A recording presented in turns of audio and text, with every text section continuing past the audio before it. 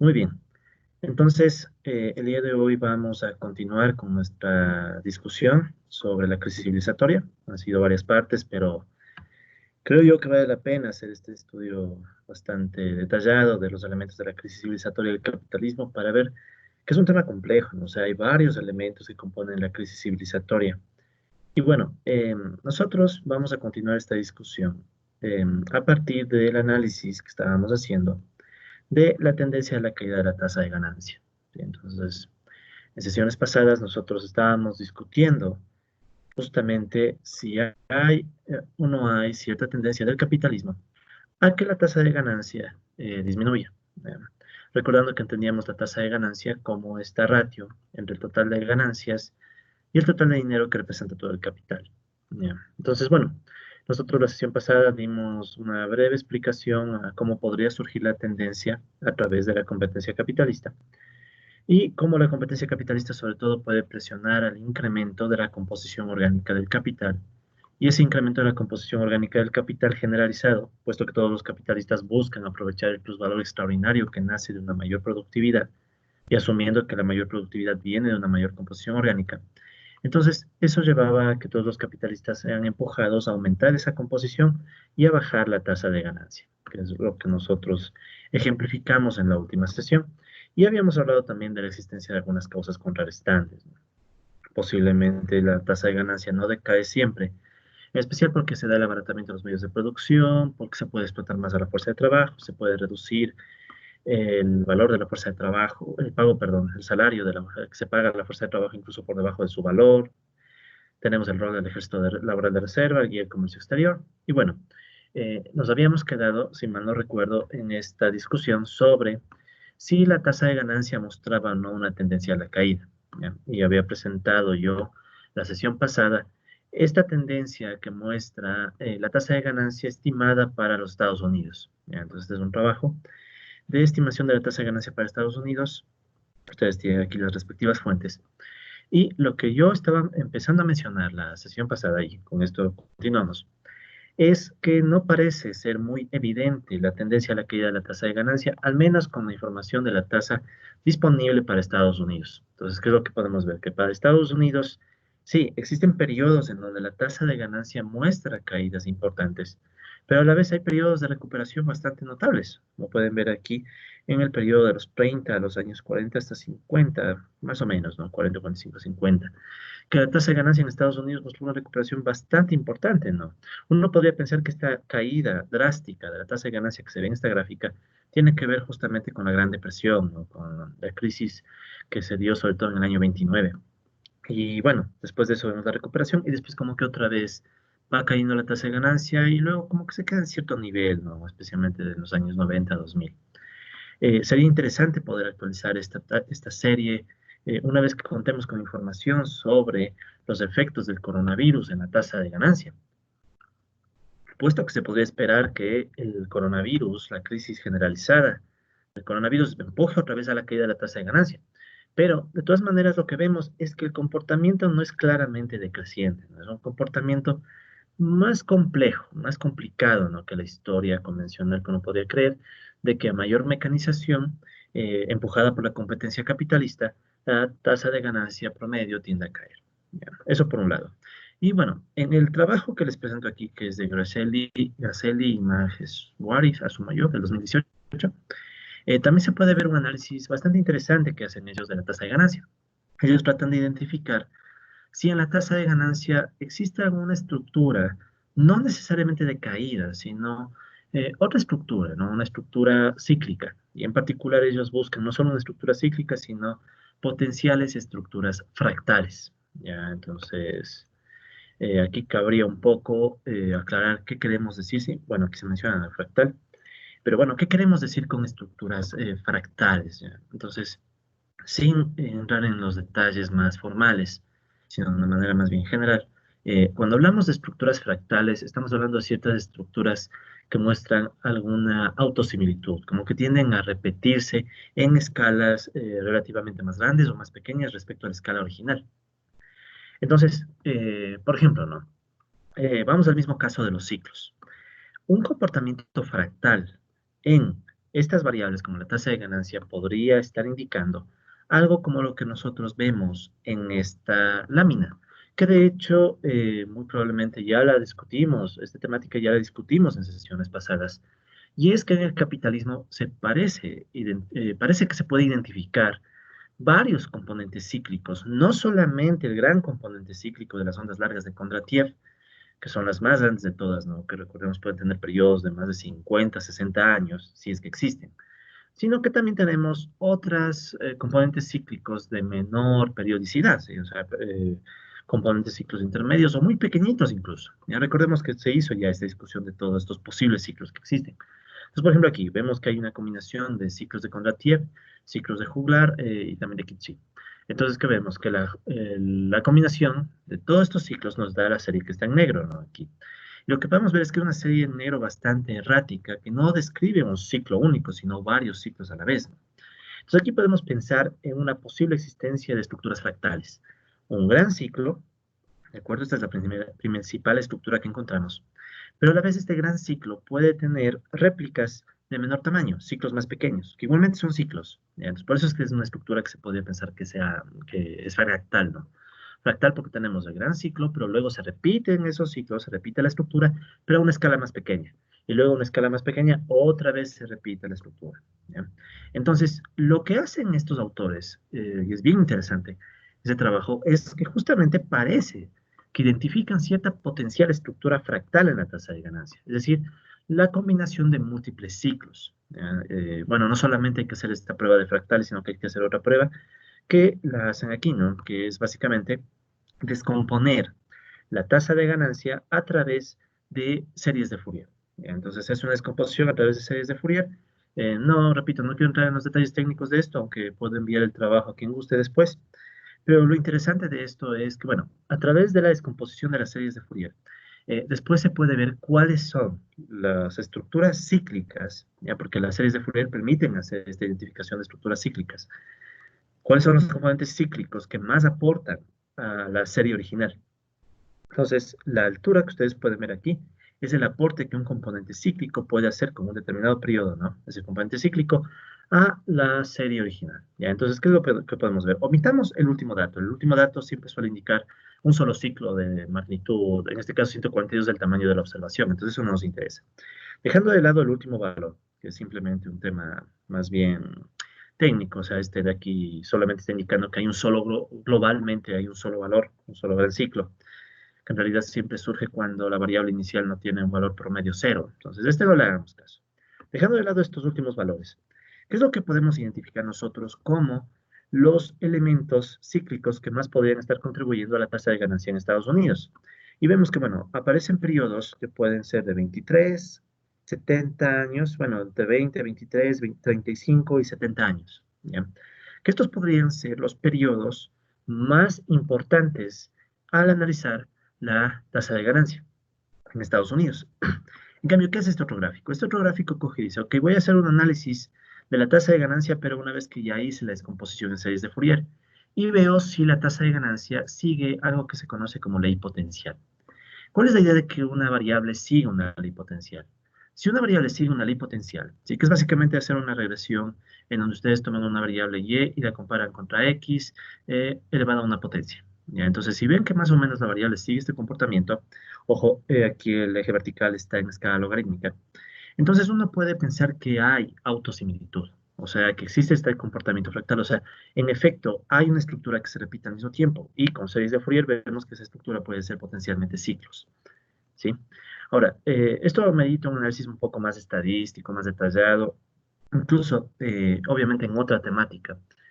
Quienes gusten, les invito a revisar un trabajo que yo elaboré, si no me equivoco, en el 2018, junto con un amigo, Wilson Pérez, y con él hicimos un estudio de hasta qué punto el comercio exterior también muestra comportamientos de más o menos fractales, ¿no? La red de comercio, qué tan fractales y qué tanta autosimilitud se encuentra dentro de la red. Igual, ahí toca hacer un análisis de ley de potencia y ahí pueden ver un poco más de detalles, incluso técnicos, de cómo se hacen estos análisis. Pero repito, no quiero entrar en esos detalles técnicos, ¿no? Quien guste puede contactarse conmigo y podemos conversar más sobre eso. Lo que a mí me interesa es mostrarles que existe posible evidencia, con datos, con información, de que tal vez la tasa de ganancia muestre este comportamiento cíclico y más aún, parece mostrar un comportamiento cíclico con ondas largas, porque recordemos que 70 años es mucho tiempo para un ciclo y eso se aproxima, o podríamos decir que similar, a los ciclos sugeridos por las ondas largas de Kondratiev. Entonces, ese es más o menos la evidencia que tenemos sobre la tasa de ganancia en Estados Unidos. Sí, de un trabajo no tan antiguo, 2018, podemos decir que es más o menos. Y esto puede abrir un montón de investigación futura, ¿no? Mucha gente que después quiere hacer más análisis sobre cómo se comportan las tasas de ganancia, ya no en Estados Unidos, sino en otros países, ¿no? Y bueno, justamente para motivarles a esa discusión, les incorporé también en estas láminas otras tasas de ganancia que se encuentran en diferentes latitudes del mundo. Aquí, por ejemplo, pueden encontrar la tasa de ganancia de algunos países latinoamericanos como Argentina y Brasil, ¿ya? Entonces ahí tienen obviamente las respectivas referencias. Y bueno, las propias láminas fueron elaboradas aparte, aquí tienen el link en el cual pueden encontrar las láminas originales, ¿sí? Para rescatar la fuente original.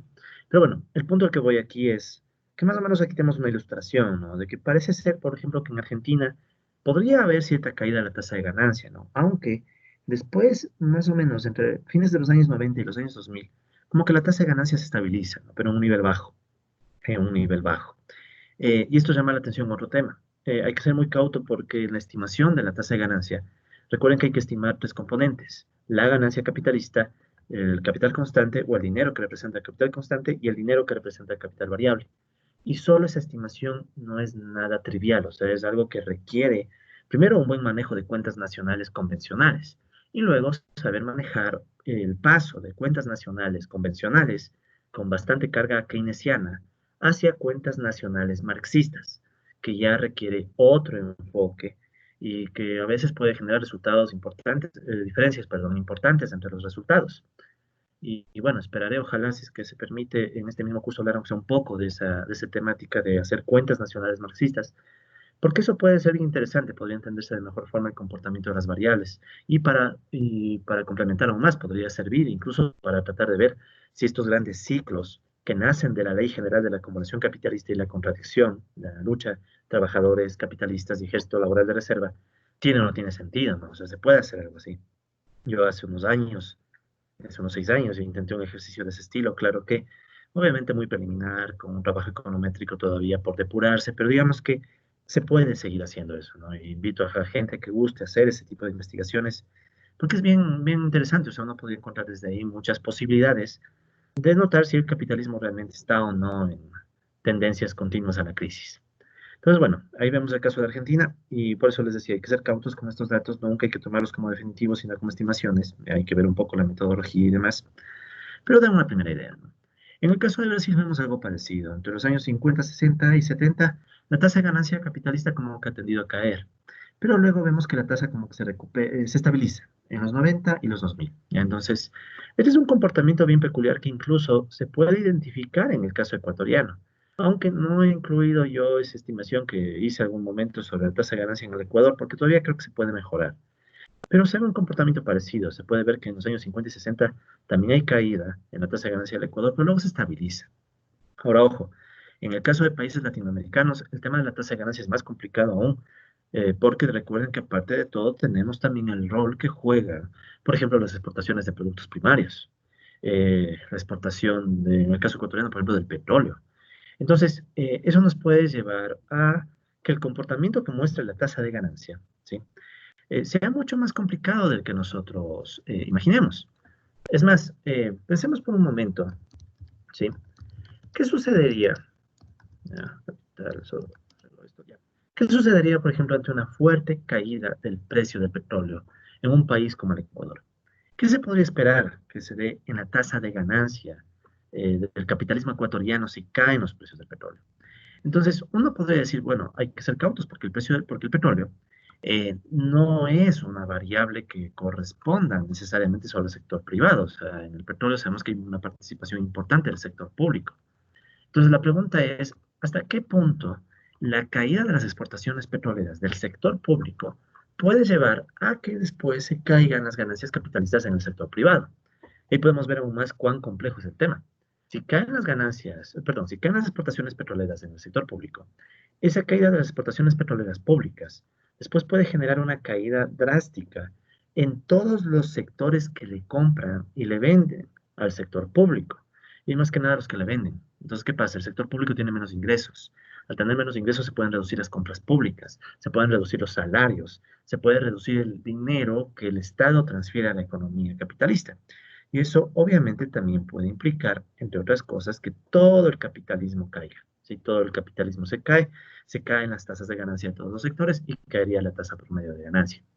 Entonces, ahí podemos notar que hay un comportamiento complejo, ¿no? En hasta qué punto el comportamiento, ¿sí?, de la tasa de ganancia recoge solamente las ganancias capitalistas, si se quieren, más puras, ¿sí?, de la teoría, o si también recogen efectos como el extractivismo, el rol del capital financiero. Hay muchos países cuya acumulación de capital se basa en la especulación. Ya de eso vamos a discutir más adelante.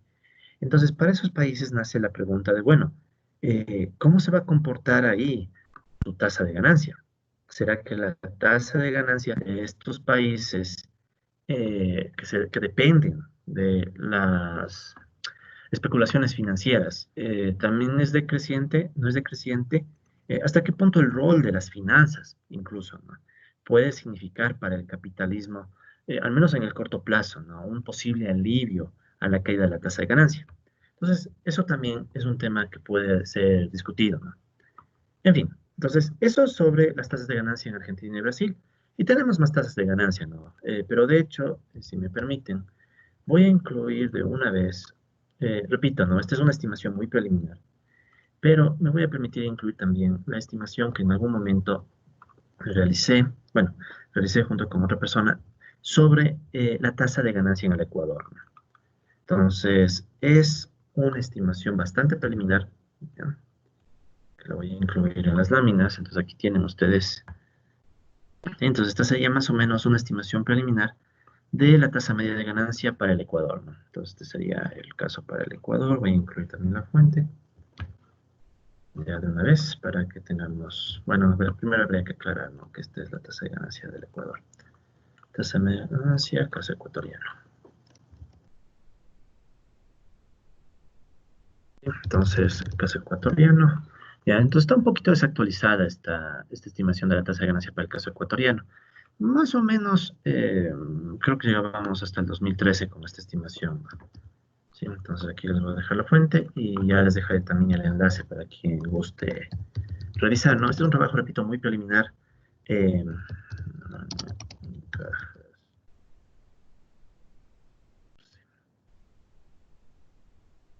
este es un trabajo muy preliminar, ya que todavía requerirá mejorarse, ver si es que en efecto tiene o no validez. Pero ya da una primera idea, ¿no? Entonces, ¿qué podemos ver en esta tasa de ganancia ecuatoriana? Ya, entonces, igual una tasa de ganancia que estaría afectada por los efectos también del precio del petróleo, ¿no? No podemos negar eso ni de broma. Entonces, ¿qué es lo que podemos ver aquí? Uno podría decir que, bueno, comparando con las tendencias de otros países latinoamericanos, hay cierto parentesco, ¿no? O sea, nosotros vemos, bueno, creo que voy a eliminar esta parte que dice la fuente, no hace falta. Ya con el link que incluyo pueden acceder directamente a la variable. Eso, para que se distinga mejor. Ya, perfecto. Entonces, ¿qué es lo que nosotros podemos ver en esta tasa de ganancia? Lo que se puede notar es que igual tenemos en los años 50, 60 y 70 una caída importante, hasta los 80. Pero luego, como que hay una recuperación en los años 90 y después como que la tasa de ganancia se mantiene estable, ¿no? Claro, aquí hay una recuperación más fuerte de lo que se puede ver en otros casos, ¿no? En otros casos como Argentina o Brasil, lo que no es un estancamiento. En Ecuador, en cambio, se verifica una recuperación. Y esto es una de las cosas por las cuales me motiva a decir que esto es todavía un análisis preliminar. Y es el hecho de que tal vez la recuperación, ¿sí?, si es que realmente se dio, sea porque en el año 98 y 99 la crisis financiera ecuatoriana, la crisis financiera en el 99 sobre todo, provocó que los salarios caigan de una forma tan drástica. Recuerden, ¿no?, que en algún momento vimos los salarios en el Ecuador. Veíamos que caían hasta el 95 de una forma dramática respecto al PIB.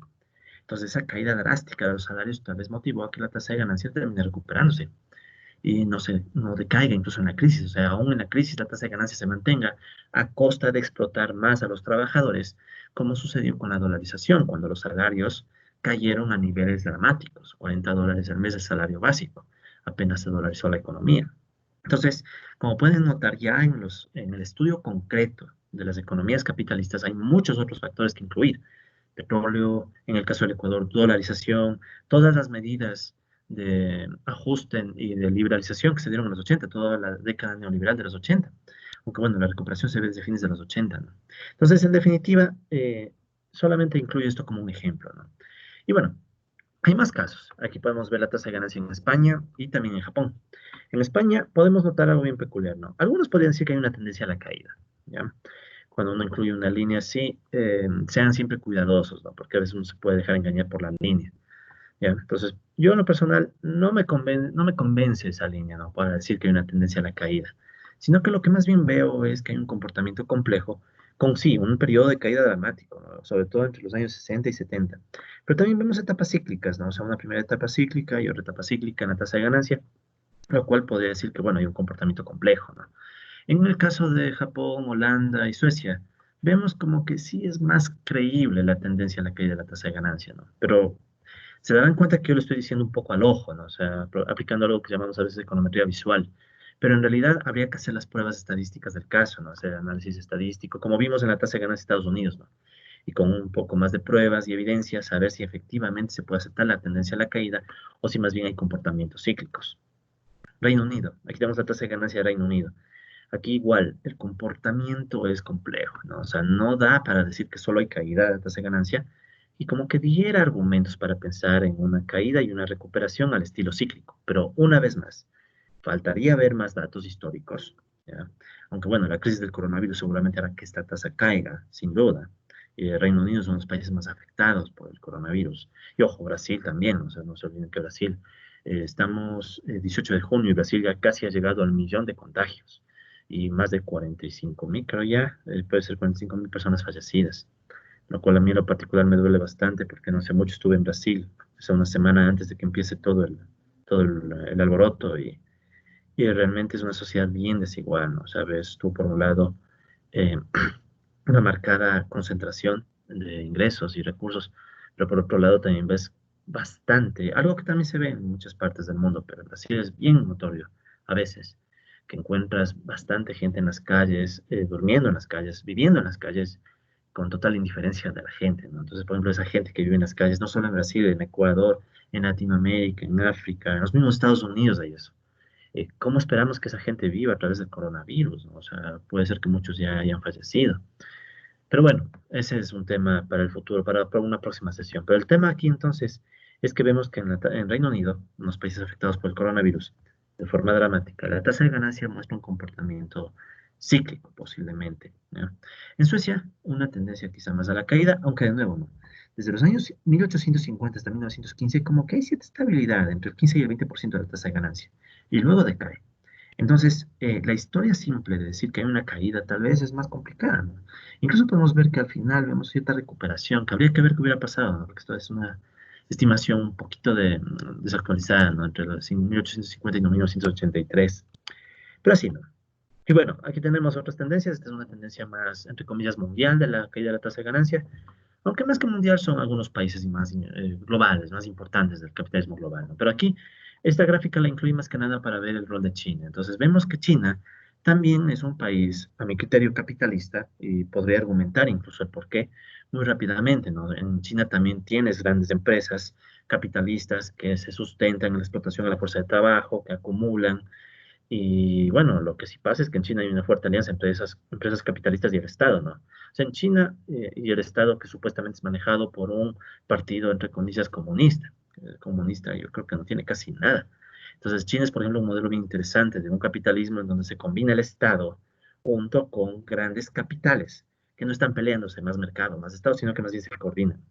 Y esto de paso me lleva a otro comentario al margen, ¿no? Y es que, por ejemplo, para mí Venezuela también es un país claramente capitalista, ¿ya? Y aquí alguien podría incluso refutarlo, ¿no? Y ojalá en la parte de discusión podamos hablar un poco de eso si gustan. Por ejemplo, para mí Venezuela es un país capitalista porque ¿quiénes son los grupos alrededor del Estado que se han ido enriqueciendo en los últimos años en Venezuela, antes sobre todo de la crisis? Incluso en Venezuela hay un término que se llama la boliburguesía, que es esta suerte de burguesía bolivariana, que se enchufó al Estado, aprovechando sus vínculos y amistades y demás con el gobierno en su momento de Chávez y luego de Nicolás Maduro. Y estas boliburguesías, estos sectores que igualmente obtienen ganancias, son empresarios, algunos vinculados al petróleo y otros sectores, fueron succionando riquezas de Venezuela a través del petróleo. Y algo parecido sucedió en Ecuador también. O sea, en Ecuador para mí siempre fue un país capitalista porque el capitalismo no está en el discurso, está en los hechos. Y en los hechos teníamos grupos económicos que igualmente en la época del gobierno de Correa, por ejemplo, se concentró riqueza de forma abismal en pequeños grupos económicos, como el JURI, como el grupo de Isabel Novoa, el grupo Novis, eh, el grupo Pronaca y muchos otros, ¿no? Entonces, la favorita, o sea, al punto al que voy entonces, que por ejemplo China también es eso, o sea, muestra una producción capitalista con grupos económicos que concentran, pero con una alianza muy fuerte con el Estado, ¿ya? Y eso nos lleva a la siguiente pregunta. Asumiendo que China sí fuera capitalista, porque alguien puede decir que no y había que verificar y ver los datos, pero asumiendo que sí fuera capitalista, como yo estoy casi seguro que es, la pregunta es, ¿será que en China también vamos a ver las crisis que vemos en otras formas de capitalismo?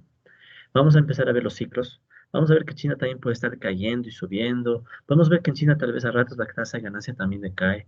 Aquí vemos, por ejemplo, que hay cierta tendencia, aunque de nuevo, el comportamiento complejo para mí es más importante que la caída. No es un comportamiento complejo, aunque sí, hay caídas históricas importantes. Y de hecho, China en la crisis financiera del 2007-2009 se vio bastante afectada, pero se recuperó de forma inmediata. O sea, la recuperación de China fue inmediata, mucho más que todos los demás países, y por eso es que China luego logra alcanzarle a Estados Unidos después de la crisis financiera internacional, cosa de la cual vamos a hablar más adelante. Pero entonces, ahí tenemos la tendencia de China, y bueno, aquí incluí también otras tendencias, ¿no? Aquí ven una estimación de la tasa de ganancia del mundo, ¿ya? Bueno, que en realidad son varios países, ¿no? Aquí tienen la fuente para ver los detalles. Pero aquí pueden ver que la tasa de ganancia del mundo parece que cae, ¿ya? Aquí son básicamente los países del G7 y algunos más, incluido China. Y de hecho, cuando ustedes excluyen China de la estimación, ¿sí? Al menos según esta fuente, pueden ver que cae la tasa de ganancia un periodo y luego se estanca. Y es repetitivo este comportamiento, ¿no? Caída de la tasa de ganancia hasta los 80, pero con la arremetida neoliberal, como que el capitalismo logra estancar la tasa de ganancia y evitar que caiga más. La pregunta es, con las nuevas crisis y sobre todo con el coronavirus, ¿qué irá a pasar con esas tasas de ganancia, ¿no? Y bueno, aquí tienen otra estimación de la tasa de ganancia mundial. Entonces pueden ver que hay varias estimaciones, ¿no? O sea, esto es un tema en donde todavía no hay consenso. Incluso entre autores, entre comillas, marxistas, no hay todavía consenso por saber si la tasa de ganancia realmente cae o no. Yo cada vez soy más partidario de que la tasa de ganancia en realidad tiene un comportamiento cíclico, con etapas de fuerte caída, sí, pero también con etapas de expansión. Pero repito, o sea, yo también estoy aprendiendo de esto y veo cada vez que hay evidencia de todo. Entonces uno tiene que ser bien cauto para entender cada realidad concreta, ¿no? De hecho, el mismo Marx decía, y esto no hay que olvidarlo jamás, de hecho, algunos que deseen algún texto que alguna vez escribí sobre materialismo histórico.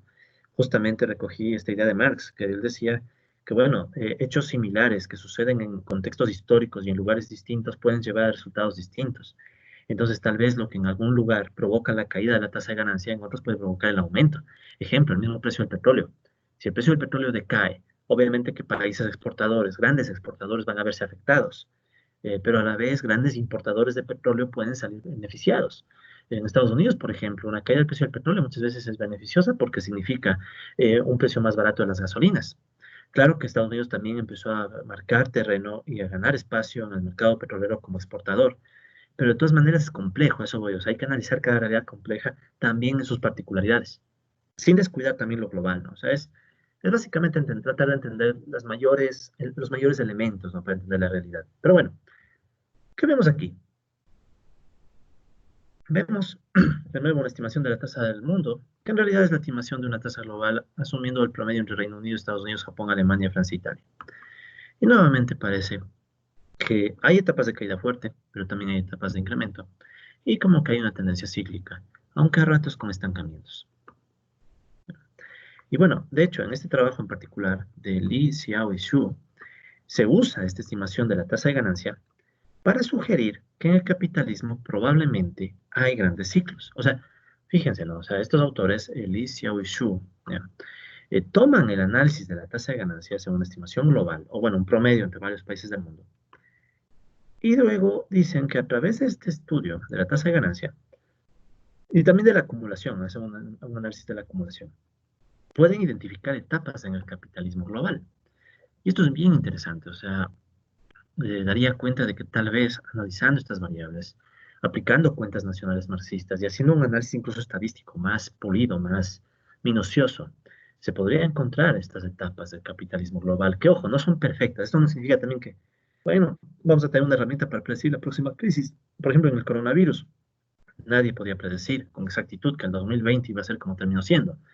Entonces, no es que vamos a tener una herramienta para predecir las crisis, pero más o menos para entender mejor cada etapa histórica, ¿no? Entonces, por ejemplo, aquí ustedes pueden ver que a través del estudio de la tasa de ganancia, sí, ahí pueden ver, disculpen que se encuentran en inglés de referencia, pero bueno, pueden ver, por ejemplo, la expansión de la tasa de ganancia de 1850 a 1871, que para algunos autores ellos asocian a el crecimiento de un capitalismo competitivo, o sea, un capitalismo en donde todavía tenía sentido hablar de la competencia, la libre competencia, ¿ya?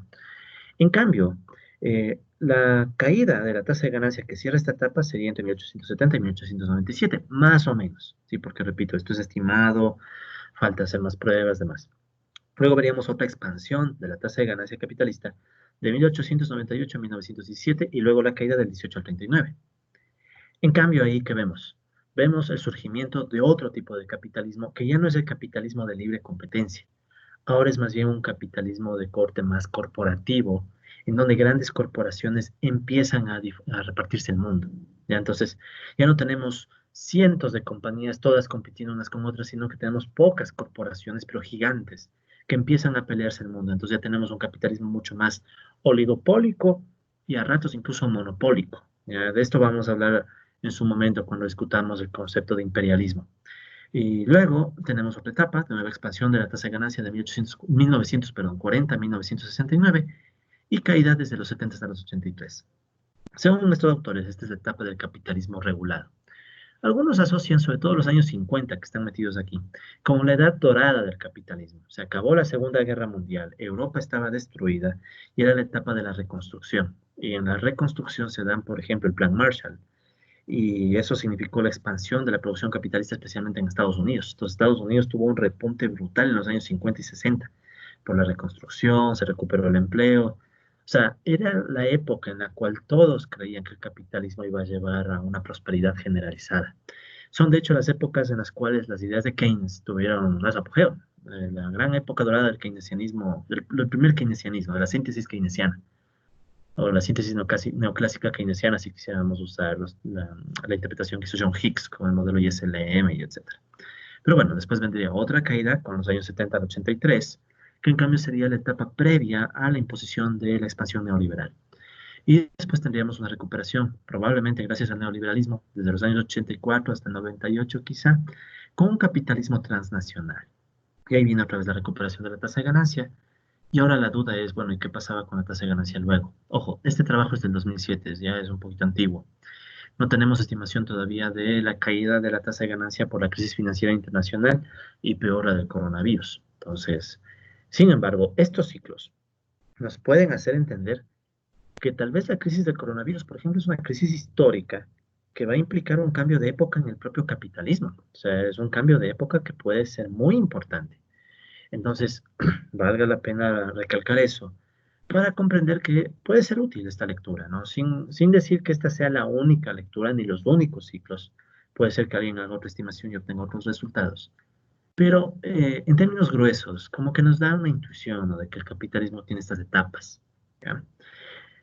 Y bueno, ¿cómo podemos entonces vincular la idea de la caída de la tasa de ganancia y los ciclos? Entonces, en general, con todo lo que hemos visto, espero que quede un poco más destacada y resaltada la idea de que el capitalismo y la tasa de ganancia tienen un comportamiento complejo, ¿ya? Más si ponemos el ciclo. Entonces ahí recordemos el modelo de ciclos de Goodwin y la ley general de la acumulación capitalista que vimos en sesiones pasadas y que vamos a analizar en términos más rigurosos en una sesión matemática, si quieren. Bueno, algebraica matemática. Entonces, el tema es complejo. O sea, la tasa de ganancia no se puede decir simplemente que decae y ya. ¿Y por qué me interesa mucho destacar esto? Porque han existido pensadores y gente que ha creído que el capitalismo está condenado a la crisis de forma mecánica porque la tasa de ganancia va a seguir cayendo hasta que simplemente el capitalismo se asfixia. El capitalista ya no tiene dónde invertir más y por tanto la competencia lleva al colapso del capitalismo. ¿Ya? Entonces yo en lo personal no creo para nada en esas visiones, ni siquiera creo con claridad en la caída de la tasa de ganancia total Y más bien lo que trato de dejar como duda, sí, más que como certeza, es una duda, es de que tal vez esto es complejo. Y al ser complejo merece un análisis con más datos, incluso estructuras en red, estructuras súper complejas donde hay varios países interactuando, o sea, algo bien, bien complicado, ¿no? Pero bueno, está la idea. Incluso, verán, hay pensadores, por ejemplo, he intentado yo rescatar aquí a David Jaffe, que es citado por Héctor Guillén Romo en uno de los textos que me estoy usando de base para estas sesiones, en donde se plantea que, bueno, la crisis capitalista puede ser considerada no solamente, ojo, la crisis no, la crisis puede ser considerada no solamente como una etapa de caída, sino también como la más vigorosa oposición a la tendencia de largo plazo a la caída de la tasa de ganancia. Es decir, las crisis pueden significarle al capitalismo no solo una etapa de caída, sino también una etapa de recomposición para después recuperarse, ¿sí? De hecho, la tendencia hacia el colapso y el estancamiento, que toman la forma de ciclos, después pueden llevar a que todo se replantee en el capitalismo para que otra vez el capitalismo se recupere. Recuerden, en los modelos de ciclos que estudiamos, el capitalismo en su etapa de crisis es cuando más tiende a aumentar la explotación a las clases trabajadoras. La reforma laboral, voy a insistir una y otra vez, es un ejemplo clarísimo. La reforma laboral implementada en épocas de crisis sirve para qué? Para que se haga más fácil explotar al trabajador. O sea, no hay que muchas vueltas que darle. Más fácil explotarlo porque se le paga menos salario, más fácil explotarlo porque se le hace trabajar más horas, más fácil porque se le da menos estabilidad y por tanto el trabajador tiende a esforzarse más para tratar de asegurarse cierta estabilidad laboral, etcétera. Entonces, ¿qué pasa ahí? Que con la crisis el capitalismo también crea un mecanismo que, o bueno, los capitalistas apelan a un mecanismo que aparte es reforzado por el ejército laboral de reserva. ¿Para qué? Para recuperarse, para generar la explotación suficiente que reanima la acumulación capitalista. Entonces vemos que la misma crisis y las mismas contradicciones del capitalismo pueden servir de mecanismo para que el capitalismo, o los capitalistas, porque en realidad son los capitalistas los que hacen esto, como clase, exploten más y empiezan a recuperarse, ¿no? Entonces, en el contexto de los ciclos capitalistas, podría decirse que las crisis son como estos reconstituyentes de las condiciones de una nueva expansión. Pero ojo, obviamente la nueva expansión va a llevar después a una nueva crisis. ¿Ya? Entonces, al menos para los que adherimos al enfoque marxista, el capitalismo está condenado todo el tiempo a vivir en crisis. ¿Ya? Hay múltiples factores, razones, formas, pero siempre está cayendo en crisis, siempre. Pero es una crisis que después se supera, para después otra vez caer en una crisis, a veces crisis súper graves. En fin, entonces, bueno, estos argumentos que les estoy planteando muestran que hay razones para pensar que la tasa de ganancia quizá muestra este comportamiento cíclico, ¿no? Y también está afectada por estas etapas de animación y crisis. Aparte, bueno, perdón, a partir de estas sugerencias de que la tasa de ganancia es compleja, ¿ya? He también querido rescatar algunos argumentos de Jaffe citados por Guillén Roma, que más o menos pueden decirnos, bueno, ¿por qué? O sea, ¿por qué en las crisis la tasa de ganancia podría incluso recuperarse? ¿Ya? Entonces, creo que son al menos interesantes de destacar estos puntos. ¿Ya? Por un lado, si asumimos que no hay ninguna destrucción física de los medios de producción, o sea, asumamos que no hay guerras o cosas así, ¿ya? Que lleven a la destrucción física de los medios de producción, puede ser que en las crisis muchos medios de producción se devalúen y por tanto se devalúa el capital constante. ¿Qué significa eso? Que los mismos medios de producción, la misma cantidad de objetos con valor de uso, o sea, sería de objetos con valor de uso, sí, especialmente medios de producción, resulta ser que esa misma cantidad puede representar un valor más pequeño. Ejemplo, en una gran crisis, mucha gente deja de usar ciertas máquinas para usar nuevas máquinas, ¿ya? Deja de usar ciertas tecnologías para usar nuevas tecnologías. Entonces las viejas tecnologías se devalúan. Y al devaluarse las viejas tecnologías, se permite que el componente del capital constante decaiga. Y al caer el componente del capital constante, eso puede llevar a que la tasa de ganancia ya no caiga. Recuerden que este era uno de los efectos contrarrestantes de los que hablaba Marx. Y al mismo tiempo eso, esa caída del capital constante y la devaluación puede enfrentarse a una explotación mayor por la propia crisis, por el ejército laboral de reserva y demás. Entonces vemos que hay una interacción más compleja entre elementos, ¿no? Entonces el capital constante puede devaluarse. Pues más, si asumimos que hubiera guerras, es más clarito todavía. O sea, hay una guerra, digamos que a causa de la crisis surgen tensiones políticas y de las tensiones políticas surge la guerra. La guerra implica destrucción, como pasó en la Segunda Guerra Mundial sobre todo. Y luego esa destrucción implica también destrucción de medios de producción. Y como caen los medios de producción, toda la reconstrucción puede implicar un aumento de la tasa de ganancia, tanto por la caída de C, caída de los medios de producción, y también porque hay nuevas ganancias, porque hay más negocio, más rotación del capital, el capital empieza a generar más producción, bueno, no el capital contrata más gente con la cual se hace más producción, etcétera. ¿Ya? Esa es una. Otra forma es que, bueno, en la crisis, los capitales también se reestructuran. Y un tema que vamos a ver más adelante también, se centralizan. Es decir, los mismos capitales empiezan a juntarse, ¿ya? Unos con otros. Empiezan a juntarse algunas veces de forma voluntaria, pero muchas veces, la mayoría, a causa de la competencia. Entonces, en la crisis, ¿qué pasa? En la crisis solo los capitalistas más eficientes, los capitales, perdón, más eficientes, tienden a sobrevivir. En cambio, los más ineficientes desaparecen. Esto estamos viviéndolo día a día con la crisis del coronavirus. ¿Qué está pasando con la crisis del coronavirus? Las unidades de producción más débiles están decayendo, están destruyéndose y van a quedar solamente las unidades de producción más fuertes. Entonces, ¿qué va a pasar con estas unidades de producción más fuertes? Centralizan. ¿Ya? Y normalmente, ¿cuáles son los más fuertes? Usualmente los más grandes. Entonces, con ciertas excepciones, ¿no? Pero en general, muchos de los grandes capitales, grandes empresas, aprovechan las etapas de crisis para empezar a ganar mercado y empezar a absorber a otros que van cayendo, ¿ya? ¿Y qué sucede? Con esta reestructuración, ¿ya? Puede pasar que en la crisis nos quedamos solo con los más eficientes y estos más eficientes pueden llevar a que mejoren las fuerzas productivas y mejoren las condiciones de producción, mejore la productividad y de repente se pueda dar la recuperación, ¿ya? Nótese eso, ¿no? Es un poco paradójico, ¿no? O sea, quedan solamente los más fuertes, pero los más fuertes pueden empezar a empujar a que el capitalismo se recupere, ¿ya? Esto no significa que sea bueno o malo, no caer en estos elementos normativos. Aunque bueno, para mí no es bueno, es más bien malo, porque muchas formas de producción pequeñas, no capitalistas de subsistencia, perecen. O sea, una pequeña empresa, ¿qué está pasando ahorita con un montón de pequeñas empresas en el Ecuador? Que de hecho ya pasaba antes, con la crisis desde el 2015 más o menos. Pero ahora ya es acelerado con el coronavirus. Negocios en quiebra, pequeños y medianos negocios que están colapsando. La gente se queda sin empleo. Pero en cambio, ¿qué sucede? Quiebra una tienda de barrio, quiebra un negocio, el negocio de la esquina, de cualquier cosa. El mercado empieza a ser absorbido por los que todavía sobreviven, especialmente los grandes. Entonces, estos grandes pueden, incluso pueden imponer condiciones de producción que aumenten más la explotación laboral, ¿sí? Pero bueno, ¿qué más pueden hacer los que sobreviven a la crisis? De hecho, permitan que rompa esto en varios puntos para que se haga más fácil la lectura, ¿ya? Entonces, durante la competencia capitalista se da una auténtica disputa por la supervivencia del capital. O sea, los capitalistas empiezan a pelearse mucho más por ver quién sobrevive, ¿no? Y a la vez cada capitalista está buscando la manera de asignarle las pérdidas a otros.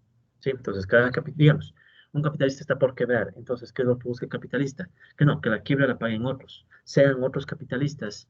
Entonces empiezas a innovar, empiezas a ver la forma de ganar la competencia. O si no, empiezas a buscar otros mecanismos como el propio uso del Estado como instrumento para que te ayude a canalizar pérdidas a la sociedad. Ya, ahí viene el tema de los salvatajes. Por ejemplo, un salvataje bancario, un banco que está en época de crisis y empieza a caerse, puede acceder a través de su poder político, puede acceder al uso del Estado para que el Estado le salga al banco a costa de trasladar las pérdidas a la gente común, al ciudadano de a pie, a las clases trabajadoras, a los explotados.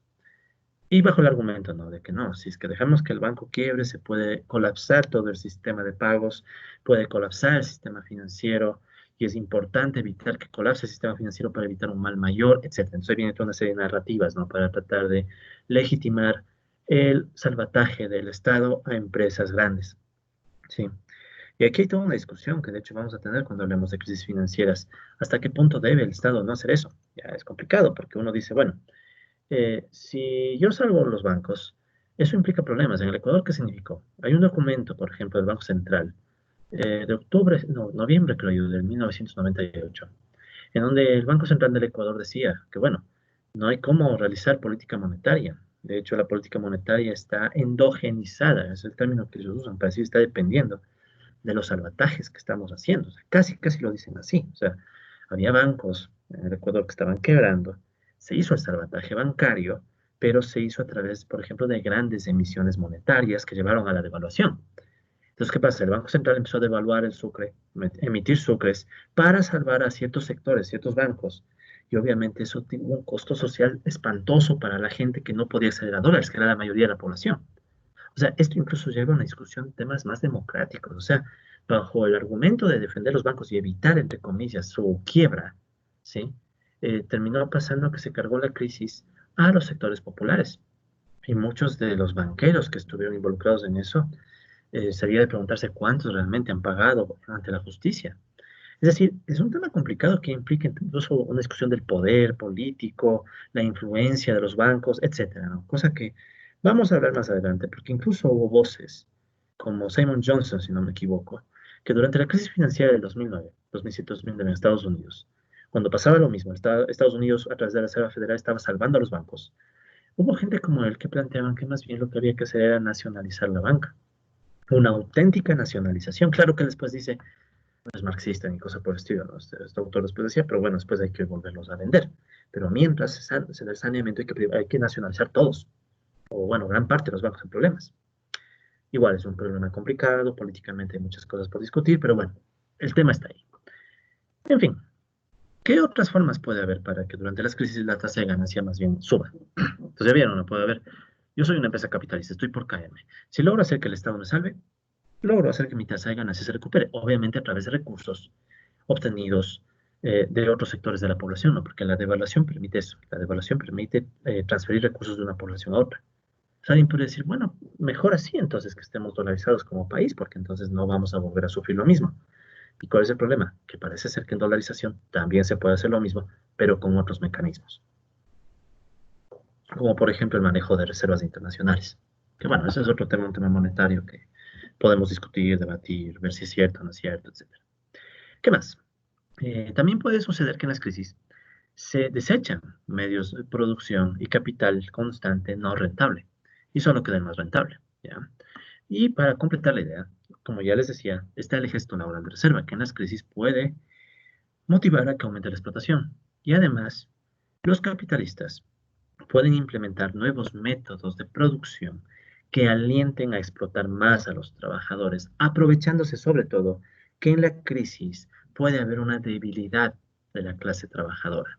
O sea, en crisis, los trabajadores se encuentran en una situación más vulnerable, muchos estarán dispuestos a trabajar con tal de no perder el empleo, el ingreso, a trabajar bajo cualquier condición, y eso permite que surjan nuevos métodos de producción que antes no hubieran sido tolerados o aceptados por las clases trabajadoras. ¿Sí? Por ejemplo, un ejemplo hipotético, ya supongamos que extendemos la jornada laboral del teletrabajo hasta las 12 horas en vez de 8, bajo el pretexto de que estamos en una jornada laboral en casa, con computadores, ya no presencialmente, etcétera. Entonces recuerden que el aumento de la jornada laboral también aumenta la explotación a la clase laboral, a la clase trabajadora. Entonces, ahí vemos un posible mecanismo que se usa en crisis para elevar la tasa de ganancia. Entonces, en definitiva, la crisis es la expresión más clara de la enfermedad de las contradicciones de la producción capitalista, pero también es hasta cierto punto el remedio, ¿ya? Entonces voy a quitar comillas de aquí, poner las comillas de acá. Entre comillas, remedio, ¿ya? ¿Por qué hablar del remedio, ya? O sea, voy a quitar lo que sigue, ¿ya? Es el remedio. Porque sí, en las crisis se ven las contradicciones del capitalismo, pero ya de forma severa. Pero al mismo tiempo en las crisis pueden surgir las condiciones, ¿ya? Para que el capitalismo se reorganice, se replanteen cosas y vuelva a expandirse luego con más fuerza. Pero obviamente esa nueva etapa de acumulación va a enfrentar nuevos límites a futuro. O sea, nuevas condiciones de crisis, nueva explotación a las clases trabajadoras. Y la pregunta del millón es aquí entonces, el capitalismo, al mismo tiempo que crea, como decía Marx, las semillas de su propia destrucción, también, como decía también Marx, puede quitar temporalmente las barreras que le impiden crecer. Entonces ahí vemos la dialéctica compleja del capitalismo. Es un sistema que al mismo tiempo se crea obstáculos, crea barreras, pero también crea herramientas para deshacerse de las barreras, al menos temporalmente. Y esto nos lleva a pensar que tal vez el capitalismo, ya sabemos, tiene ese comportamiento cíclico, pero tal vez un comportamiento cíclico creciente, ¿no? Una típica espiral creciente al puro estilo de la lectura que hacía Hegel de la historia. Pero igual, esto es una simple ejemplificación. El capitalismo es súper complejo, hay muchos elementos que pueden hacer que no sea ni siquiera tan cíclico, a ratos se quiebra de golpe, a ratos se expande de golpe, tienes la especulación financiera que puede hacer que el ciclo se vuelva mucho más rápido, tienes el precio del petróleo, que por ejemplo, ¿qué hace el precio del petróleo en los ciclos capitalistas? Puede enloquecerlo todo, puede ser, es más o menos como, piensen en el capitalismo como un bipolar, ¿no? Mucha gente que me conoce ve que, y me gusta usar este argumento, ¿no? Porque es bien, bien gráfico.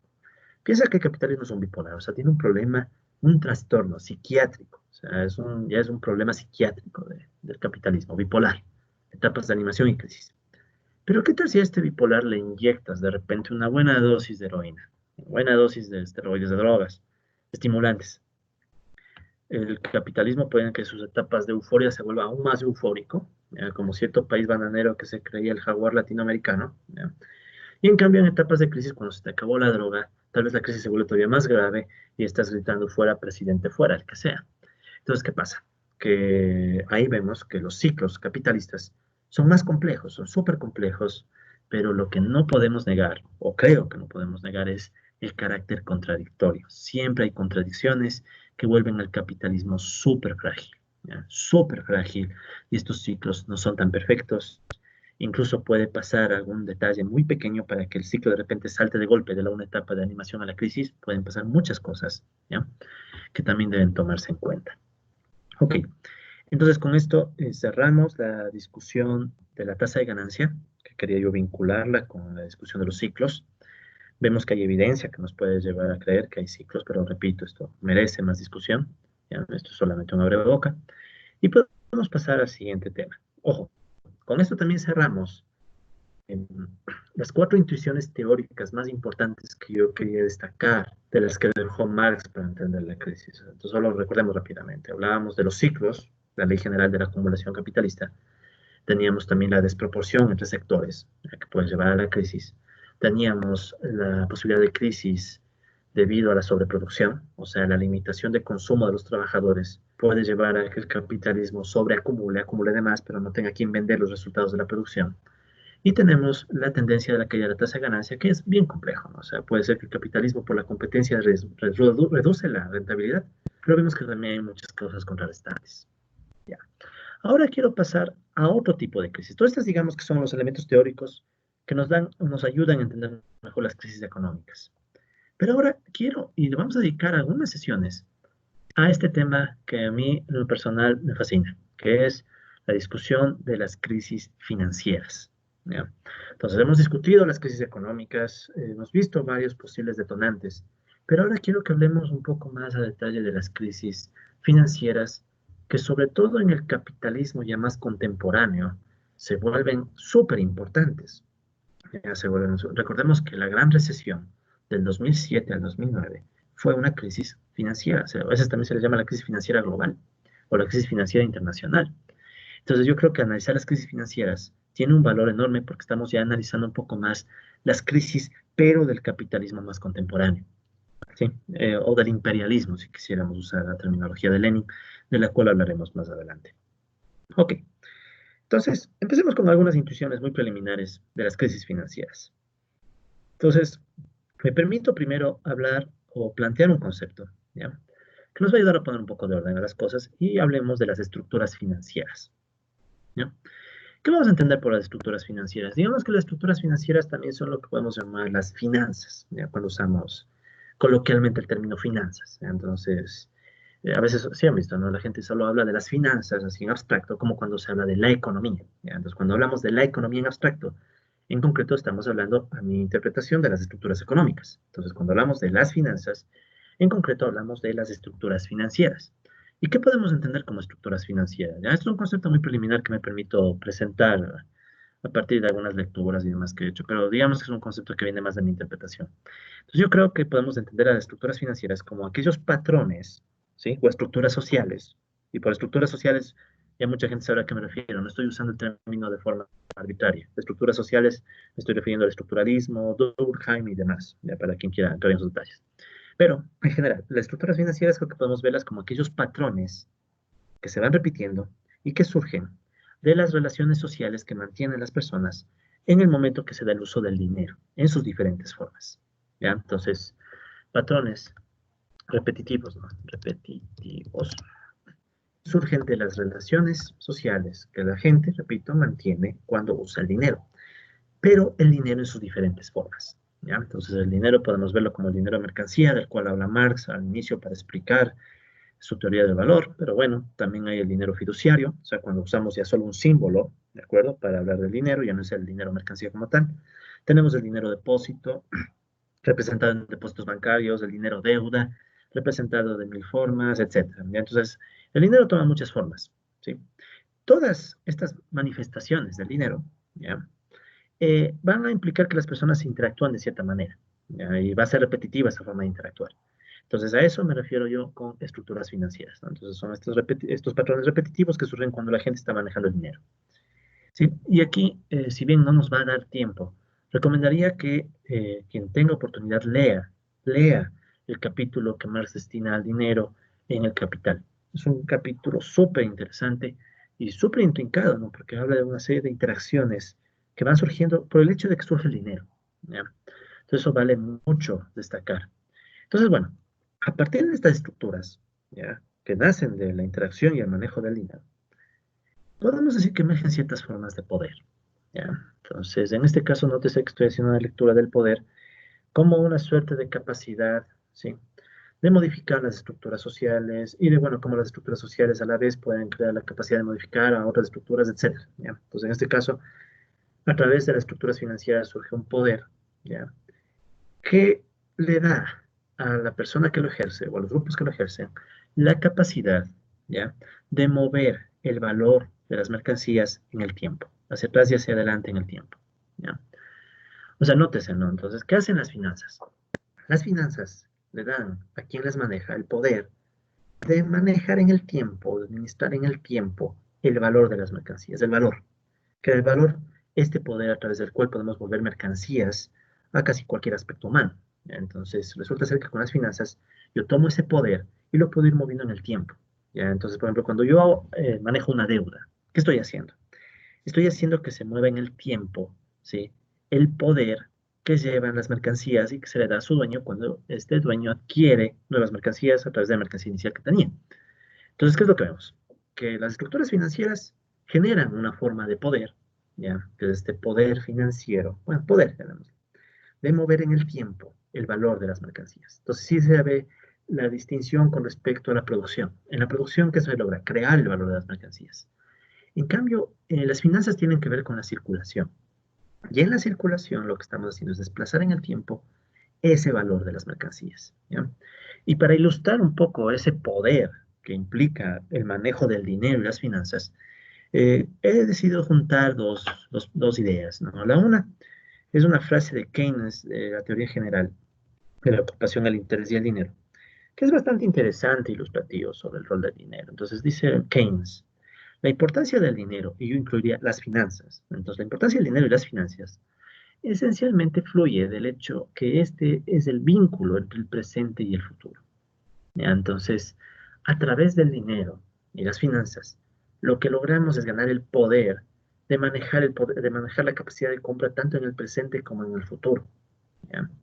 Y esto tiene un elemento muy clave y es el nacimiento de la especulación financiera. Entonces, la especulación financiera puede nacer de ese hecho mismo de que yo a través de las finanzas puedo manejar el futuro del valor.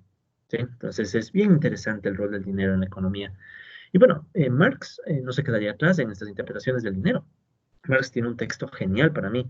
Es del Marx joven, digamos, el Marx que todavía no escribía El Capital, que todavía estaba en esta parte más filosófica. Y este Marx joven tiene un texto muy bonito que se llama El poder del dinero. O sea, un texto que a mí en lo personal me ha dejado bastante intrigado y cada vez que lo leo y lo releo, es un texto corto que les invito a buscar y leer. Te dejan pensando muchas cosas y entre las cosas que Marx plantea en este texto del poder del dinero es que él dice algo como lo siguiente. El dinero es el verdadero cerebro de todas las cosas. El idiota puede comprar a los inteligentes. ¿Y acaso quien tiene poder sobre los inteligentes no es más inteligente que ellos? De hecho, en la próxima sesión probablemente incluya algunas citas adicionales de cómo Marx veía el poder del dinero. Es bien interesante, pero pensemos en este ejemplo, ¿no? Quien tiene dinero, ¿ya? Tiene la capacidad de manejar el valor y moverlo en el tiempo, en el pasado y el futuro, pero a la vez puede adquirir, O sea, ¿qué no se puede adquirir con dinero? O sea, ¿qué poder tienen las finanzas? Y esto es lo que a veces quien estudia finanzas desvaloriza mucho y no lo ve. Y es que las finanzas pueden implicar mucho poder. O sea, muchas veces en una empresa, eh, el poder que maneja el área de finanzas, el área que maneja los recursos en las diferentes secciones, ¿no? Porque no es solo el área de finanzas, sino que tiene diferentes secciones. Pero el poder que maneja es claro, o sea, porque ahí está la plata, ahí está el dinero, ¿sí? Y de hecho, por eso mismo me motivé en esta lámina a incluir a Víctor Corleone, del Padrino, que siempre hace esa pregunta, ¿no? O esa oferta, ¿no? Que es esa típica oferta que no puedes rechazar. Y la pregunta del millón, que yo no sé la respuesta, solo dejo la pregunta, es, ¿qué será aquello humano que no se compra con dinero? Sí. Algunos dirán, no, sí hay muchas cosas que no se compran con dinero.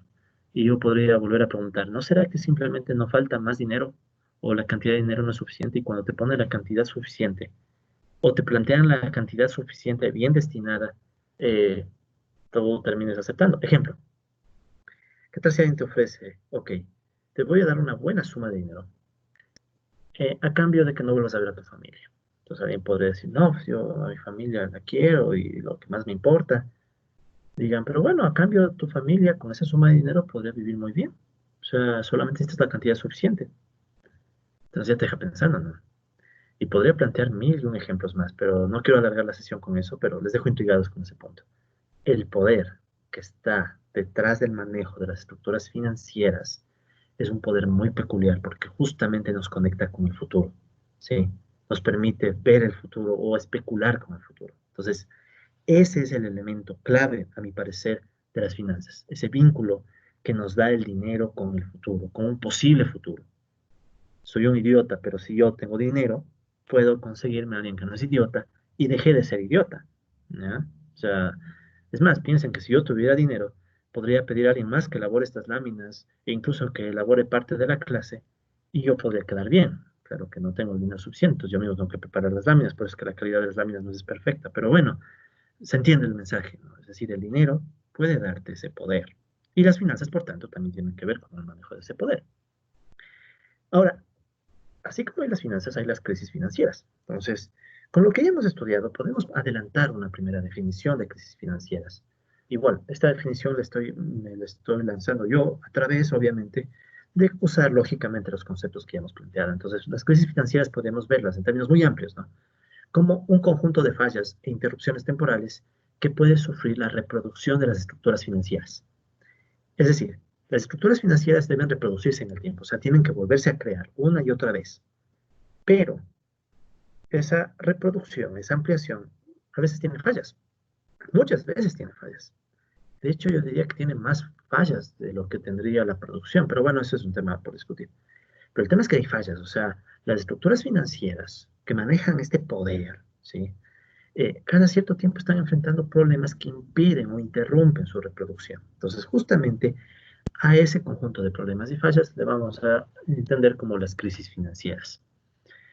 Entonces, resulta ser que Marx, para su época, es bastante interesante. Él deja algunas intuiciones para tratar de entender no solo las crisis económicas, como ya vimos, los ciclos, desproporción, sobreproducción, tasa de ganancia, sino que Marx también dejó algunos elementos muy interesantes para entender y analizar las crisis financieras. Ahora, ojo, las crisis financieras las vamos a encontrar sobre todo un poco en el análisis de la circulación del capital en el tomo 2, pero sobre todo en el tomo 3 del capital. Pero son cosas sueltas, ¿no? Igualmente algo Marx escribió, como les digo, este texto del El poder del dinero, si no me equivoco, está en los manuscritos económico-filosóficos, y en cambio, estas nociones que, por ejemplo, vamos a ver ahorita de las finanzas, Marx las describe también en las teorías de la plusvalía, en los Grundrisse, tomo 3 del Capital, o sea, son textos que están más bien sueltos, ¿no? O sea, Marx no, si no llegó a elaborar una teoría completa ni de lo anterior, que está más elaborado, obviamente que deja intuiciones mucho más crudas para las crisis financieras. Entonces, bueno, hablemos un poco de esas intuiciones que dejó Marx sobre las crisis financieras. Entonces, aquí voy a ser muy franco, yo estoy haciendo una lectura bastante personal de lo que dijo Marx, o sea, voy a retomar mucho lo que dijo Marx y replantearlo un poco, ¿ya? Porque Marx, digamos que, repito, dejó las cosas muy sueltas y estoy tratando de hacer sentido, ¿no? O sea, entonces no nos preocupemos mucho de ser literales a lo que dijo Marx, sino más bien tomemos las intuiciones de Marx y tratemos de hacer un marco teórico que nos ayude a entender, que es lo que nos interesa, ¿no? Y obviamente si pudiéramos transformar el mundo también, pero primero entenderlo, o sea, más o menos tratar de cachar qué está pasando con las finanzas. Entonces, bueno, Marx habla mucho de un concepto, de una noción que se conoce como la posibilidad general, o a veces también se le llama la posibilidad formal de la crisis. Pero yo aquí voy a agregar un elemento adicional, y es que sí, o sea, vamos a decir que es la posibilidad general, pero de las crisis financieras. ¿Ya? Entonces, ¿cómo se va a ver esto? Cuando lo vemos, se hace un poquito más claro el tema. Entonces, verán, Marx plantea que hay una posibilidad formal, o a mí me gusta más el término posibilidad general, ¿ya? Siempre presente de crisis en el capitalismo. ¿Ya? Uno dice, bueno, sí, con todo lo que hemos discutido, ¿cómo no va a haber crisis? Hay tantas posibles fallas. Sí, pero esta posibilidad general que Marx distingue, la distingue no solo en los elementos que ya discutimos, sino que la distingue en un punto muy interesante. Y Marx dice, bueno, resulta ser que el capitalismo se basa en el intercambio monetario. Y, y esa dependencia del intercambio monetario crea una posibilidad general de crisis. Es bien interesante, o sea, es una cosa que difiere un poco con los elementos que vimos antes, ¿no? O sea, el capitalismo, recordemos que el capitalismo, como pueden ver en la lámina, básicamente tiene un objetivo, partir con dinero, terminar con dinero, pero obviamente el dinero final de prima tiene que ser mayor que el dinero inicial, si no, no hay sentido. Esa es la idea del capitalismo. Ese es el capitalismo en definitiva. Obviamente que en la mitad, y eso no hay que olvidarse, sí, disculpen, está metida la producción, obviamente, porque si no, no sería capitalismo. Entonces, el dinero aprovecha de la producción, obviamente de la explotación de la fuerza de trabajo desde el enfoque marxista, obtiene más dinero, y ese más dinero se supone que es el objetivo de la producción. Entonces, no es una producción para sobrevivir. Entonces, lo que más va a decir es que esta dependencia del capitalismo al intercambio monetario crea una posibilidad general de crisis. En particular, esta posibilidad general de crisis viene por dos funciones del dinero. ¿Ya? Entonces, aquí invitaría a estudiar con detenimiento cuáles son las funciones del dinero en Marx, pero hay dos funciones del dinero en particular que para Marx generan esa posibilidad general de la crisis. ¿Ya? Entonces, primero, como vemos que está involucrado aquí el dinero, se entiende por qué yo hablo aquí de crisis financieras, porque son elementos que tienen que ver con el manejo del dinero, y las finanzas tienen que ver con el manejo del dinero, entonces lo lógico sería llamar a esto una posibilidad general de crisis financieras. Entonces, ¿cuáles son esas funciones? Primero, servir como medio de intercambio. Entonces, o como medio de circulación, si es que lo vieron como con ese concepto. ¿Ya? Entonces, ¿qué sucede? Con el dinero es posible separar en el tiempo los actos de venta y compra de mercancías. ¿Sí? Entonces, de mercancías, ¿no? De mercancías. Entonces, ¿qué significa eso? Significa que yo, ¿sí? Si quiero obtener o aprovechar el poder que me da la mercancía, ¿sí? No lo puedo hacer si no es a través del dinero, ¿ya? Por medio de la venta. Y luego yo con el mismo dinero compro otras mercancías y ahí vuelta estoy ejecutando, estoy haciendo práctico el poder que yo tengo al poseer la mercancía, o yo puedo ejercer dependiendo de cómo interpreten el poder. Entonces, se ve que ese es un elemento clave dentro del capitalismo, ¿no? Y no solo del capitalismo, de toda sociedad que depende del dinero. Y es que con el dinero se separa en el tiempo la compra y la venta. Entonces, así, para realizar su valor, ¿sí? Entonces, este término es clave, para realizar su valor, la mercancía debe ser vendida, ¿ya? Y por tanto, ¿no? Para realizar su valor y por tanto su poder, y por tanto su poder de compra, ¿sí? La mercancía debe venderse, y es obvio. Si yo tengo una mercancía, pero no la logro vender, entonces esa mercancía, esa propiedad de la mercancía, no me permite ejercer ningún poder, ¿sí? Produjo una mercancía súper valiosa, súper peculiar, pero nadie me compra. Entonces es lo mismo que no tener mercancía, no tener poder, no poder ejercer poder. Entonces, ¿qué significa esto? Que el hecho de que exista el dinero como medio de intercambio lleva a un nuevo nivel esta posibilidad de que no se pueda vender la mercancía. Porque ahora tienes que cumplir dos pasos. Primero debes vender la mercancía y luego debes comprar mercancía si quieres que el poder que te da el dinero sea efectivo. Entonces, si surge alguna dificultad que impida que en los actos de compra y venta la mercancía realice su valor y se transforme en dinero, pasa algo que evita que la mercancía sea vendida y por tanto el valor sea aprovechado, entonces emerge la posibilidad de crisis. ¿Sí? Entonces emerge la posibilidad de crisis. Y algo similar puede pasar cuando el dinero es atesorado. ¿Ya? Entonces recuerden que otra de las funciones del dinero es servir de medio de atesoramiento. Entonces cuando tú atesoras dinero, no estás permitiendo que el dinero sirva de medio de intercambio. E igualmente puedes provocar que no se use el dinero para nuevas compras y eso puede retener el poder de compra. ¿Ya? Esa es quizá la mejor forma de decirlo. Al separarse la compra y la venta, el poder de compra puede quedarse estancado. Sí, de hecho, valdría incluir eso, ¿no? Al separarse, poder de compra, perdón, al separarse la compra y la venta, el poder de compra podría dejar de circular. Entonces, si deja de circular el poder de compra, alguien va a terminar siendo afectado. Pensemos en los negocios, pensemos bien prácticos en esto. Hay una crisis financiera. No hay a quien vender las mercancías. Entonces, resulta ser que el que no vende la mercancía se queda con un poder de compra estancado, ¿sí? Y si se queda estancado, incluso si se pone un poco a lo a Foucault, a Michel Foucault, podría decir que no existe el poder, porque no puede ejecutarlo. O sea, simple y llanamente, si yo no logro vender la mercancía, no existe poder, porque el poder, desde una lectura de Foucault, muy simplona, ¿no? Es más complicado Foucault, pero muy simplona podría decir que, bueno, si no ejecuto el poder no existe. Entonces yo no puedo vender la mercancía, por tanto no puedo ejercer poder. Sí, pero a mí me gusta verlo más bien como que el poder de compra de la mercancía se queda estancado, ¿no? Entonces, esa es la primera forma como en general puede surgir una crisis. O sea, si ven porque es una posibilidad general, ¿no? Es una posibilidad general porque es bien dependiente del dinero. O sea, solamente con el hecho de que no pueda vender ya significaría que surja una crisis.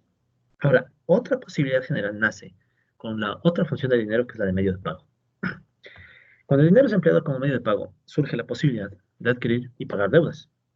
Y con eso se separa en el tiempo la medida del valor y la realización del valor. ¿Qué significa esto?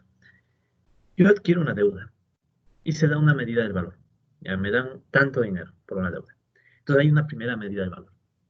Pero después en el futuro tengo que pagar la deuda. Y ahí se realiza el valor. Entonces, ¿qué significa? Primero hay una medida del valor a través de la deuda que yo adquirí, que tiene una medida, y obviamente un interés, ¿no? Porque yo en negocio, entonces, ¿qué pasa? El que me presta el dinero ya está incluso asumiendo que le voy a poder pagar el interés, que es la ganancia, para el que se vuelve acreedor. Entonces, si ven que incluso hay aquí un tema de futuro, o sea, justamente lo que decíamos con Keynes, que hay un tema de futuro. Si es que yo le presto dinero a alguien es porque yo espero que sea alguien me pague el dinero inicial, obvio, y aparte tenga la capacidad de ver cómo sea una rentabilidad que me permita a mí obtener la tasa de interés. Porque caso contrario, al menos en el capitalismo no tendría sentido prestar dinero. ¿Ya?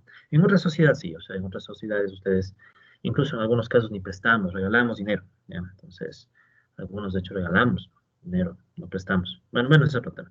El punto es que quien está metido en esta lógica del capitalismo presta dinero porque tiene esa intuición que a futuro se le va a devolver el dinero y aparte va a recibir la ganancia, la tasa de interés. Entonces, ¿qué vemos? Que cuando yo doy la deuda, hago una medida del valor. Ya yo mido cuánto te presto, yo mido cuál es la tasa de interés y luego cuando yo te cobro, ahí realizo el valor. Sí, entonces la diferencia, ¿no? Entonces la medida del valor cuando se da la deuda y la realización del valor, en cambio, cuando se cobra la deuda. Entonces, ¿qué sucede? Si pasa alguna dificultad que implica que los deudores, ¿sí? Cuando sucede alguna dificultad que impida, perdón, que los deudores puedan pagar a sus acreedores, ya implica que, digamos, el deudor se murió.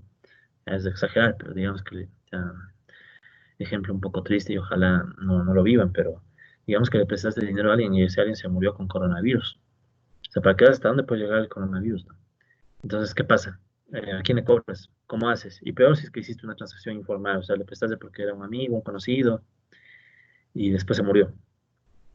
Le prestaste justamente para que enfrente la enfermedad, seamos más dramáticos con el ejemplo. Después, ¿qué haces? Entonces, ¿qué sucede? Se dio la medida del valor con la deuda, pero no se pudo realizar el valor porque no hay cómo cobrar, no hay a quien cobrar. Entonces, si pasa alguna dificultad, ¿ya? Y pueden ser varias, ¿no? No tiene que ser necesariamente que se muera el deudor, ¿no? Puede ser que no se logró vender las mercancías, digamos que tu banco le prestaste a una empresa, ¿ya? Le extendiste crédito a una de tus empresas del grupo económico, ¿no? Y esa empresa no pudo vender la mercancía. Si no pudo vender la mercancía, entonces, ¿cómo responde a la deuda que adquirió al inicio con el banco? Esto pasó bastante en el caso del Ecuador. estos créditos vinculados. Los bancos prestaban plata a ciertos sectores que después usaron la plata y no podían después devolver el crédito. Claro que fue a propósito, ¿no? Muchos fueron a propósito, que usaron la plata para cualquier cosa y después no le devolvieron la plata al banco. Pero igual, o sea, no se vende la mercancía, simplemente no se paga. Se reduce o se pierde el salario. Por ejemplo, que un trabajador recibe una deuda, un crédito y pierde el salario, se quedó desempleado, le bajan el salario, no puede pagar. Lo que pasó en muchos de los casos de la crisis subprime en Estados Unidos. ¿Sí? Entonces, todos estos problemas, todas estas posibles dificultades, y si ven que puede haber un montón de dificultades, todo eso crea una incapacidad de pagar deudas y puede provocar problemas, no solamente al deudor inmediato, al acreedor inmediato, perdón, sino que esto incluso puede crear problemas a toda una red de pagos y obligaciones mutuas. Y ahí puede ser que de nuevo revienta la crisis, ¿sí? La crisis financiera. O sea, ¿qué pasa si yo, digamos, soy un banco que, ok, le presté dinero a una persona para que se compre la casa y la persona me estaba pagando la hipoteca? Y de repente resulta ser que la persona se quedó sin trabajo. O resulta ser que la persona nunca tuvo trabajo, sino que yo le presté porque esperaba que la economía iba a crecer y le iba a dar trabajo. No se dio.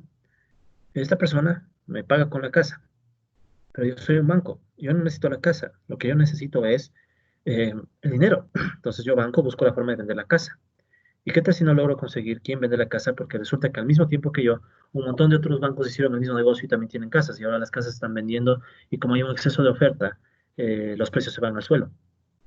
Entonces no solamente es el problema inmediato de que no se puede vender y no se puede cobrar la deuda, sino que después te vas jalando a toda una red de pagos. Porque entonces esos bancos no van a poder ofrecer créditos como lo hacían antes, van a quedarse sin liquidez, o sea, un problema serio de liquidez, y después eso va a jalar que otros bancos, que incluso los que están detrás de todo este proceso, la banca de inversión se golpee, quienes hayan comprado títulos, valores o derivados financieros que dependían de las hipotecas también se friegan, o sea, puedes terminar infectando a toda una red de pagos, ¿ya? Toda una red que se empieza a complicar y genera también crisis. Entonces, es complejo, ¿no? O sea, entonces estamos viendo que la función del dinero, de poder generar deuda a través del medio de pago, también complica las cosas y tal vez incluso la complica igual o peor que la función del dinero de medio de circulación. O tal vez igual, o tal vez se entrecruzan. O sea, lo justo sería decir que se entrecruzan estas dos formas o estas dos posibilidades, ¿no? Entonces, problemas para pagar, después pueden generarte problemas para no poder vender, o al revés. Problemas de no venta, después pueden llevarte a que no pagues, cosas así. En fin. Ahora, aquí hay un caso muy particular y es que en el medio de pago, con la función del medio de pago, no solamente surge esta crisis porque no se puede pagar la deuda, sino que también puede surgir la crisis porque los plazos compliquen la situación, ¿ya? O sea, aquí no solo importa la incapacidad de pago, sino también los plazos. ¿Qué tal si tú dices, ok, yo sí podría pagar la deuda, pero justo pasó que en el plazo que me adquirí el crédito, por mala suerte no me pagaron el salario, hubo una crisis y no me pagaron el salario.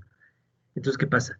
Que ya no es solamente el tema de que no podía pagar, sino no podía pagar en el momento. Entonces ahí vemos que el tema del plazo también se vuelve crucial para poder generar la crisis, ¿sí? Entonces, ahí vemos que esta es una nueva forma, ¿no? Otra forma de crisis que tiene, que puede estar vinculada con las anteriores, pero es otra, o sea, así se ve, ¿no? O sea, esta ya tiene que ver con las funciones que cumple el dinero, ¿ya? Entonces, estas funciones que cumple el dinero, según Marx, pueden posibilitar la crisis general, o sea, es una crisis que puede pasar en cualquier momento cuando fallan las funciones del dinero, de medio de pago, de medio de circulación. ¿Y qué dice Marx al respecto? ¿Ya? Me voy a permitir leer rápidamente esta cita, por ejemplo. Estos dos momentos se disocian. Pensemos compra y venta, por ejemplo. Si en el intervalo ha cambiado el valor, si en el momento de venderse la mercancía no vale lo que es su valor, en el momento en que el dinero no funciona como medida de valores, puede pasar que de repente tú estás mala suerte. Supongamos que estás con sucres o estabas en la época de sucres. Justo alguien te pagó una deuda en sucres. Eh, justo, digamos, le prestaste a alguien enero del 98 y te pagó justo en el 99. Cambió la capacidad del dinero. Y o digamos que te paga con sucres la noche antes de que se anuncie la dolarización. O peor, te paga tú con sucres, o sea, ya cuando el sucre ya no valía nada. Entonces, ¿qué pasa? Resulta ser que, estoy exagerando, ¿no? Pero, no, ni tanto exagerando. Entonces, ¿qué pasa? Que también ahí surge un problema, ¿no? Cuando el dinero no funciona como medida de valores y por tanto como medida de las mutuas obligaciones. Entonces, en todos esos casos no será posible saldarse toda la serie de transacciones que retroalimentan, perdón, que retroactivamente dependen de esa transacción inicial. Esto es bien interesante. O sea, Marx deja una intuición de que, bueno, hay una serie de transacciones que dependen unas de otras. Si empieza a fallar una transacción, eso va a jalarse después a todas las transacciones que vengan. O sea, esto es incluso pensar en las transacciones en términos de red, ¿no? Entonces, si la mercancía no puede venderse en un determinado plazo o no se puede pagar el crédito en un determinado plazo, aunque su valor no haya cambiado, no podrá el dinero funcionar como medio de pago, y que debe funcionar para ello en plazos determinados, establecidos de antemano. Entonces, pensemos en el caso que tenemos venta a crédito de mercancías o venta a futuro, por ejemplo, el petróleo. Entonces, ¿qué sucede? Que si hay fallas en esas negociaciones, eso va a jalar problemas a todo el sistema de pagos, a toda la red de pagos, ¿sí? Y como la misma suma de dinero funciona aquí para una serie de transacciones y obligaciones mutuas, entonces la crisis se manifestará en un estado de insolvencia, no solo en un punto, sino en muchos, y por tanto surge la crisis general, la crisis financiera, porque no sería solo un punto el afectado, sino pensemos en esta red. Se afecta en un punto, pero ese punto después puede afectar a otros y a otros y a otros, entonces surge toda una red, ¿ya? Y esto es bien, bien interesante. O sea, Marx, pese a que no hizo mucho más, o sea, dejó intuiciones, pero ya nos deja unas intuiciones de ver al sistema financiero como una red compleja, no como un sistema infalible, como muchas personas ven al sistema financiero. Jim Fama, con su hipótesis de los mercados eficientes, decía que no, los mercados financieros, si los dejamos solos, sin regulación y demás, no tienen ninguna posibilidad de caer en crisis. En cambio, Marx dice, no, o sea, si es que se dan las condiciones, puede surgir esta posibilidad general de crisis, que se puede ir comiendo a muchos sectores, no solo al principal involucrado. Entonces vemos que hay toda una red de pagos, ¿no? Y de hecho, si se fijan, mucha gente, ya hablando de la crisis del coronavirus, justamente ha dicho que es necesario poner recursos en las personas para que las personas recuperen la demanda, porque si no se rompe la red de pagos, ¿sí? Entonces, o se rompe la cadena de pagos, un término que se ha usado últimamente. Y es verdad, o sea, se rompe la cadena de pagos, no puedes pagarle a la gente que haya tenido deudas y perdió su trabajo, imagínate. O sea, es un tema complejo la crisis financiera. Entonces, Marx ya nos empezó a dar intuiciones al respecto. Pero hay que aclarar, para aclarar, que si bien estas funciones del dinero, ¿sí? De servir como medio de intercambio y medio de pago, pueden llevar a que surja una posibilidad general, o a veces también se les llama posibilidad formal de crisis, estas funciones no son las causas de la crisis, ¿sí? Solo reflejan su forma más general. Ya, aquí estoy redundando. Entonces, ¿cuál es el tema? El tema es que lo que estamos viendo no es el causante per se de la crisis financiera, sino es el causante de la posibilidad. ¿Ya? O sea, esa es la idea. O sea, hay que ser un poco, si quieren usar términos un poco más contemporáneos, las funciones del dinero que hemos mencionado lo que provocan es que el sistema financiero sea frágil o las estructuras financieras sean frágiles. Pero el que sea frágil no significa que por eso hay crisis. Es como, por ejemplo, tienes un vaso de cristal. Las funciones del dinero hacen que las estructuras financieras sean como un vaso de cristal, ¿ya? Pero el vaso de cristal no se rompe porque sí, o sea, no es que tú le dejas al vaso de cristal en tu mesa y se rompe, puede haber vasos de cristal que duren toda la vida. Entonces, ¿cuál es el punto? El punto es que esta posibilidad general de crisis se combina con todas las demás tendencias de crisis que hemos discutido. Entonces, ¿qué pasa? Que en los ciclos, si se imaginan, en los ciclos no hablamos nada de finanzas. ¿Cómo serían los ciclos si metemos también finanzas? O sea, de hecho, ¿cómo sería un modelo de Goodwin completo, entre comillas, si metemos todo lo que hemos discutido? O sea, ese es un modelo inmanejable probablemente. Pero si ven, o sea, si ven toda la complejidad en la cual pensaba Marx. O sea, Marx estaba pensando en muchos temas complejos.